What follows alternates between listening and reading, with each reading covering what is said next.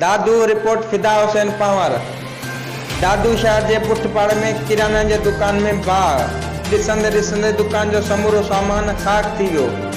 तफ़सील मुताबिक़ दादू के पुठपाड़ में साईं गुलाम नबी मेमून जे नंढन भाइरनि गुलाम मुर्तज़ा ऐं गुलाम अली मेमून के किराने की दुकान की ओचितो बाहि विकोड़े वई, जंहिंजे नतीजे में दुकान में पियल लखन जो सामान फ्रिज समेत सड़ी खाक थी वियो। दुकान के भर वारे कमरे में रखियल मसवाड़ी सामान तख्ता ड्रम ट्रालियूं ऐं केतरा ई मण काठियूं बि सड़ी वियूं आहिनि। वॾी बाहि जे करे दुकाननि ऐं दुकाननि जे शटरनि खे पिणु नुक़सानु पहुतो आहे। बाद में फायर ब्रिगेड की मदद से बाहि ते कंट्रोल कियो वियो आहे, पर तेसिताईं सामान सड़ी खाक थी वियो आहे।